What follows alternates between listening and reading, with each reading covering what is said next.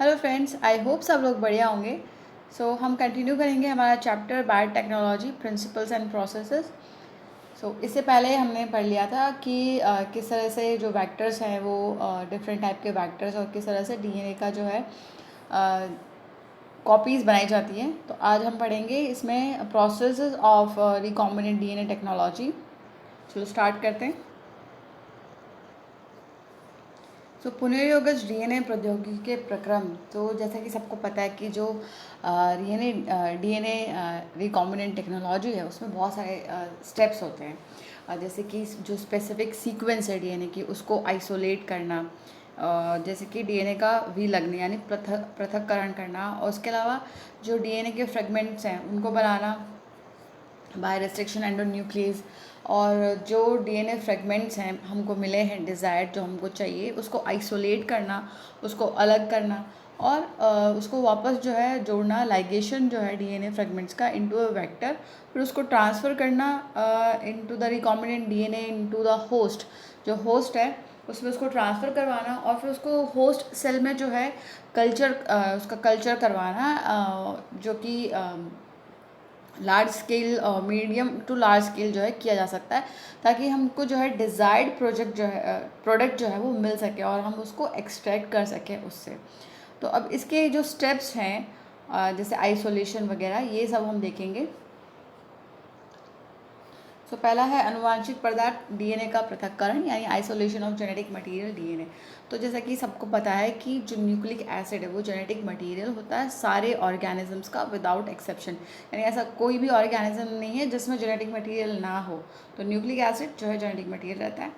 Majority of organism जो है उनमें रहता है डीऑक्सीराइबोन्यूक्लिक एसिड या फिर डीएनए जो है वो जेनेटिक मटेरियल पाया जाता है। बहुत सारों में आरएनए भी होता है, बट मेजॉरिटी की बात हो रही है तो मेजॉरिटी ऑर्गेनिज्म में डीएनए जो है जेनेटिक मटेरियल रहेगा। डीएनए को कट करने के लिए हमको जो है एंजाइम चाहिए होता है, जैसे प्रतिबंधन एंजाइम, रेस्ट्रिक्शन एंजाइम, जो इसको जो है इसको कट करता है। तो इसको कट करने के लिए क्या होना चाहिए कि डीएनए जो है वो मैक्रोमोलिक्यूल से फ्री होना चाहिए, वो प्योर होना चाहिए, वृहद अणुओं से मुक्त होना चाहिए और शुद्ध रूप में होना चाहिए, तभी जो है इसको ये आराम से काट पाएगा। अब क्योंकि डीएनए जो है वो झिल्लियों से घिरा हुआ रहता है, तो अब झिल्ली को हमको तोड़ के इसे बाहर निकालना होगा। तो जो डिफरेंट टाइप के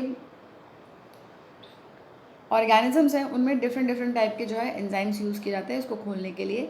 तो इसके जो वृहद अणु हैं जैसे कि इसमें आरएनए, प्रोटीन, बहुशर्करा, लिपिड के साथ ये जो है रिलीज़ हो सकते हैं अगर हम डीएनए को एक्सट्रैक्ट करेंगे, अगर वो प्योर फॉर्म में नहीं है तो ये मैक्रोमोलिक्यूल्स भी जो है उसके साथ आ सकते हैं।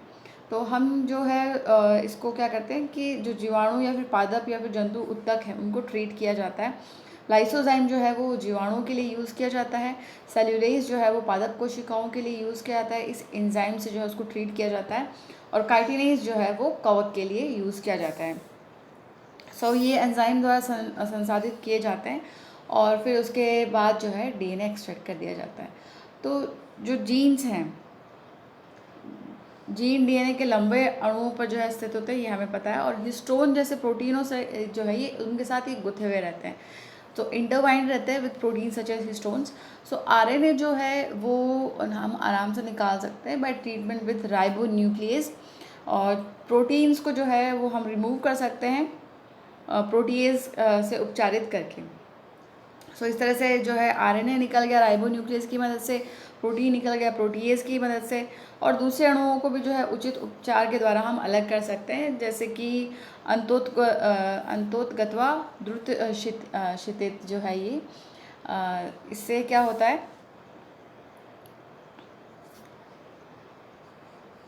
जो एथेनॉल है, चिल्ड एथेनॉल मिलाने से जो शोधित डीएनए है वो अब अक्षेपित यानी प्रेसिपिटेट हो जाता है। वो अगर हम जो डीएनए में जो है चिल्ड एथेनॉल मिलाएंगे तो उसका जो है वो प्रेसिपिटेशन बन जाएगा, और फिर उसमें से हम जो है देख सकते हैं जो फाइन थ्रेड्स है उस सस्पेंशन में, निलंबन में महीन धागों के समूह के रूप में हम जो है डीएनए को देख सकते हैं। फिर उसके बाद क्या है कि डीएनए को विशिष्ट स्थलों से काटना। अब हमने इसको सेपरेट तो कर लिया, यहाँ जो है डायग्राम दे रखा है, जो है टेस्ट ट्यूब में यहाँ ये डीएनए इकट्ठा हो रखा है, तो इसको स्पूलिंग की मदद से जो है सेपरेट कर लिया जाएगा।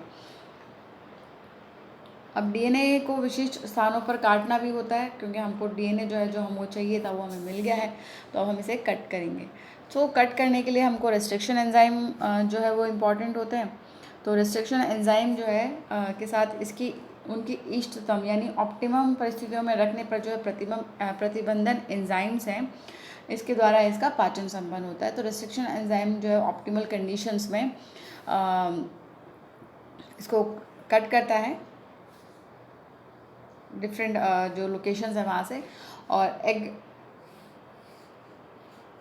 एगोरोस जेल जो है वैद्युत का संचलन प्रतिबंधन एंजाइम पाचन को नियंत्रित करने में काम आता है। यानी एगोरोस जेल इलेक्ट्रोफोरोसिस जो है, जो हमने देखा था कि डीएनए को सेपरेट करने के काम आता है ये।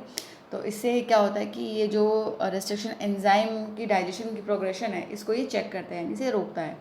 क्योंकि डीएनए जो है वो नेगेटिवली चार्ज मॉलिक्यूल है, तो ये किस तरफ जाएंगे, पॉजिटिवली चार्ज इलेक्ट्रोड की तरफ, यानी एनोड की तरफ ये जाएंगे। सो ये जो प्रोसेस है ये रिपीट किया जाता है विद द डीएनए वेक्टर, जो इसको डीएनए वेक्टर के साथ भी जो है दोहराया जाता है।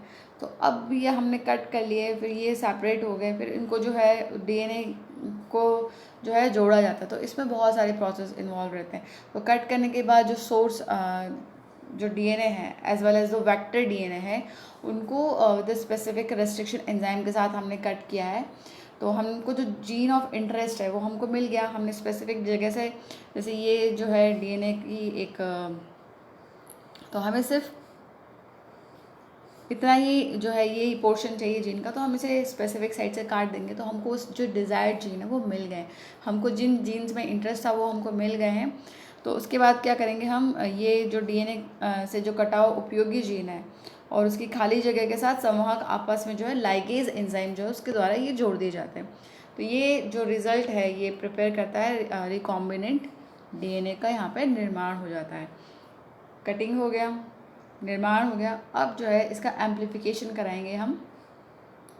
तो पीसीआर का उपयोग करते हुए लाभकारी जीन का प्रवर्धन किया जाता है। पीसीआर जो पॉलीमरेज चेन रिएक्शन है उसके थ्रू जो है ये जो डीएनए के जो डिज़ायर्ड स्ट्रैंड्स हैं उनको एम्पलीफाई किया जाता है, यानी उनकी मल्टीपल कॉपीज़ बनाई जाती हैं। सो इस अभिक्रिया में उपक्रमों प्राइमर्स छोटे रासायनिक संश्लेषित अल्प न्यूक्लियोटाइड जो कि डीएनए क्षेत्र के पूरक होते हैं और उसके साथ के दो समुच्चय यानी सेट्स और डीएनए पॉलीमरेज एंजाइम का उपयोग करते हैं हम इन विट्रो यानी पात्र विधि का उपयोग करते हैं, जिनके द्वारा जीन की जो कई प्रतिकृतियाँ हैं उनका संश्लेषण होता है, यानी मल्टीपल कॉपीज़ जो हैं वो बनती है यहाँ पे इन विट्रो सिंथेसिस से, जो सेट ऑफ प्राइमर्स है और डीएनए पॉलीमरेज की मदद से। सो ये एंजाइम्स जो है वो एक्सटेंड करते हैं प्राइमर्स को using the nucleotide provided the reaction and the genomic DNA as template. So ये एंजाइम जीनोमिक डीएनए को टेम्पलेट के रूप में जो है काम में लेकर जो अभिक्रिया से मिलने वाले न्यूक्लियोटाइडों का उपयोग करते हुए उपक्रमांकों को विस्तृत कर देता है। और उसके बाद ये जो प्रोसेस है रेप्लिकेशन का, डीएनए के रेप्लिकेशन का, ये बहुत बार जो है रिपीट किया जाता है। तो जो सेगमेंट है डीएनए का वो एम्पलीफाई किया जाता है अप्रॉक्सीमेटली बिलियन टाइम्स, यानी 1 बिलियन कॉपीज़ जो है वो बनाई जाती हैं इसकी। सो इसको दोहराया जाता है, तब डीएनए खंड के लगभग 1 अरब गुना जो है प्रतिवर्धित किया जा सकता है, अर्थात 1 अरब प्रतिरूपों का निर्माण होता है यहाँ पे, यानी ये प्रोसेस जो है कंटिन्यूसली रिपीट किया जाता है। सो सतत प्रवर्धन ताप स्थायी जो है थर्मोस्टेबल डीएनए पॉलीमरेज जो कि हमने थर्मस एक्वेटिकस से लिया है, तो ये याद रखना कि हमने जो है थर्मोस्टेबल, क्योंकि उसको ऑप्टिमल टेम्परेचर चाहिए, ऑप्टिमम टेम्परेचर चाहिए जिस पे वो वर्क करे ताकि वो डीनेचर्ड ना हो। तो ये हमने आइसोलेट किया है थर्मस एक्वेटिकस से। तो ये हायर टेम्परेचर्स के लिए टॉलरेंट होते हैं, इनका जो है डीएनए वो डिफॉर्म नहीं होता, डीनेचर्ड नहीं होता है, तो हमने वहाँ से लिया और एम्प्लीफिकेशन कराया है। सो उच्च तापमान द्वारा प्रेरित द्विलड़ीय डीएनए के विकृतीकरण के समय भी ये हमेशा जो है सक्रिय बना रहता है। यहाँ पे ये जो डीनेचर्ड नहीं होता, डबल स्टैंडर्ड डीएनए जो है हाई टेम्परेचर पे भी। सो ये एम्प्लीफाइड जो फ्रेगमेंट है वो अब हम क्या कर सकते हैं कि उसको हम लाइगेट कर सकते हैं, यानी उसको जोड़ सकते हैं वेक्टर के साथ आगे क्लोनिंग कराने के लिए। सो अब परिवर्धित खंड को संवाहक के साथ बांधकर आगे क्लोनिंग के लिए हम प्रयोग करा सकते हैं। सो यहाँ पे देखो ये जो है डिज़ायर्ड जीन हमको चाहिए, परिवर्तित भाग ये द्विलड़ित डीएनए है। तो इसमें जो प्रोसेस होता है, पहला होता है निष्क्रियकरण, फिर होता है ताप अनुशीलन और फिर है प्रसार। तो ये सीक्वेंस जो है ये याद रखनी है हमको। पहले डीनेचुरेशन होता है, फिर उसके बाद एनीलिंग होता है और उसके बाद एक्सटेंशन हो जाता है। सो उसके बाद ये जो है उपक्रमांक और यहाँ इस तरह से जो है ये फाइनली जो है प्रवर्धित विलयन बार जो है यहाँ पे बना है, उपक्रमों का जो है विस्तार हो गया है।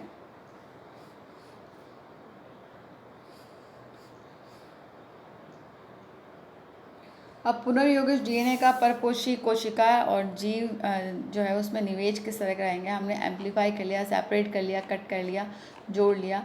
तो अब हम क्या करेंगे, insertion of recombinant DNA into the host cell. तो इसके लिए बहुत सारे मेथड हैं कि जो डीएनए है उसको रेसिपेंट जो सेल है उसमें जोड़ा जाए, उसको लाइगेट किया जाए, प्रवेश कराने की बहुत सारी विधियाँ।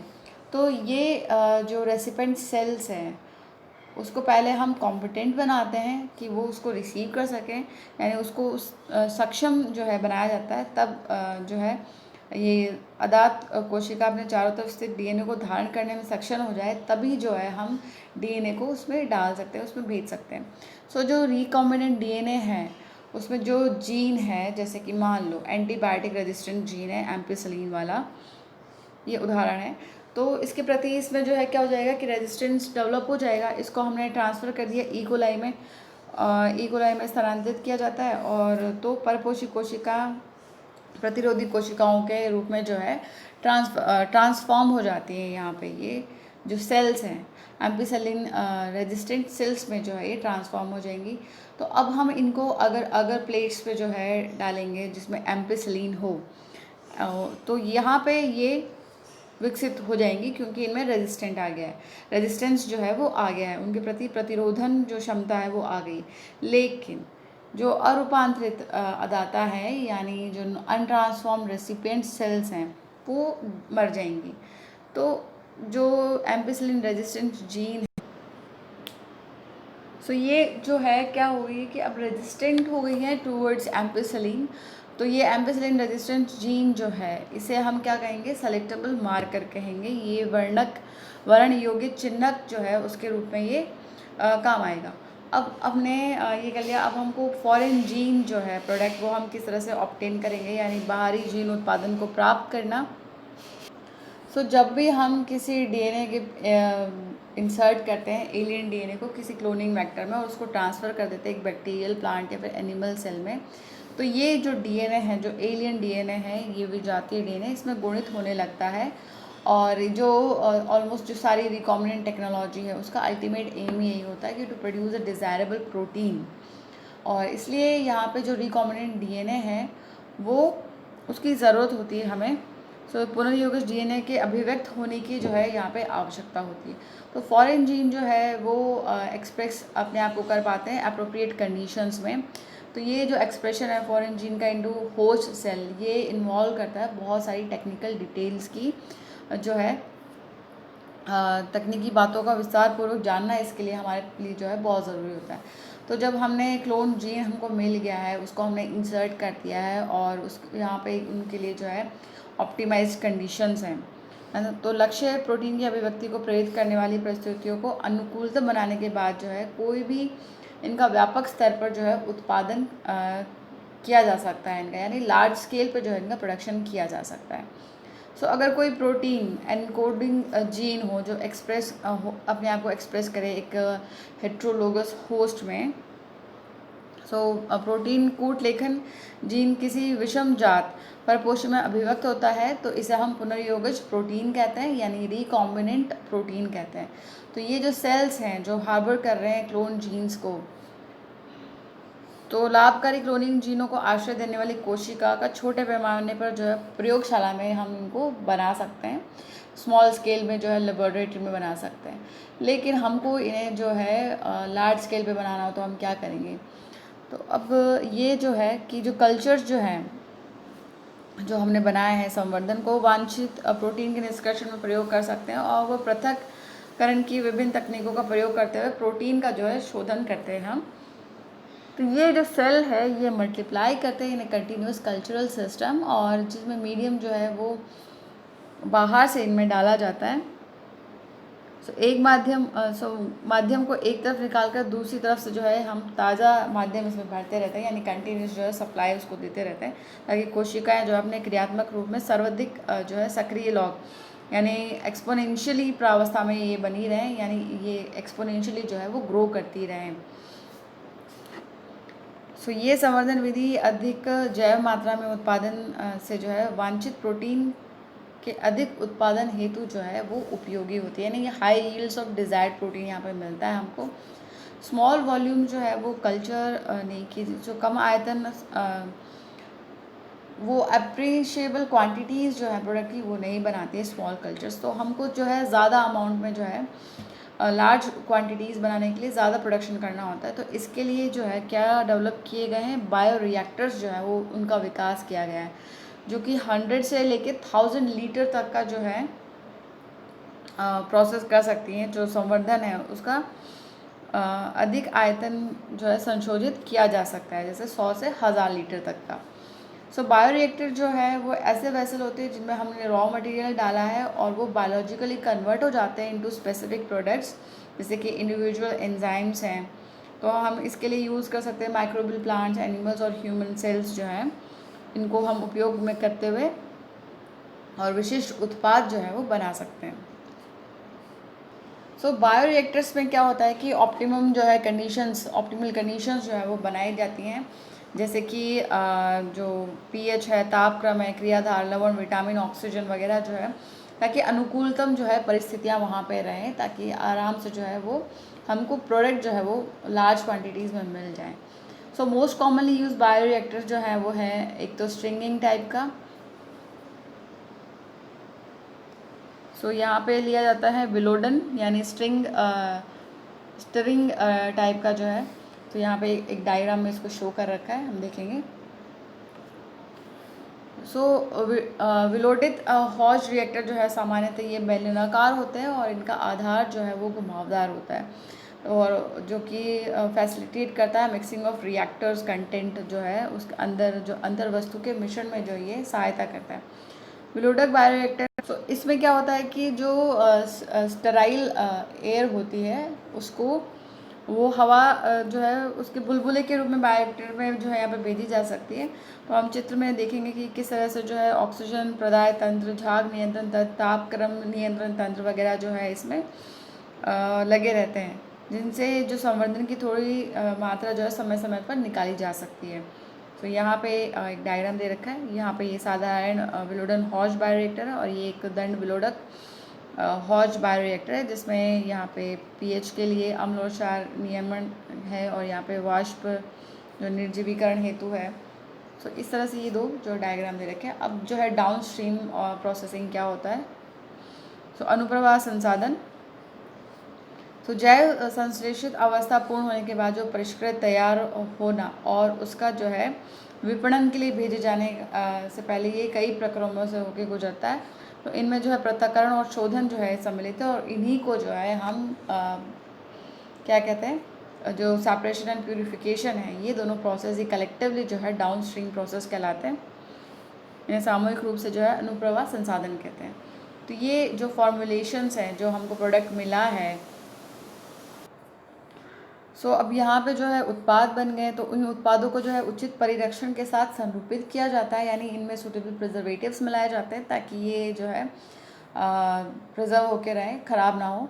तो ऐसे फॉर्मुलेशन जो कि जैसे कि ड्रग्स वगैरह होते हैं, तो वो क्लिनिकल ट्रायल्स के थ्रू होके आते हैं। चिकित्सीय परिरक्षण से जो है ये गुजरते हैं, और प्रत्येक उत्पाद जो है यहाँ पे स्ट्रिक्ट क्वालिटी कंट्रोल किया जाता है, उनकी टेस्टिंग की जाती है। हर एक प्रोडक्ट की गुणवत्ता नियंत्रण परिरक्षण की भी आवश्यकता होती है, और हर एक जो प्रोडक्ट है उसकी डाउन स्ट्रीमिंग प्रोसेस है और प्रोसेसिंग और क्वालिटी कंट्रोल जो है वो प्रोडक्ट टू प्रोडक्ट वैरी करती है।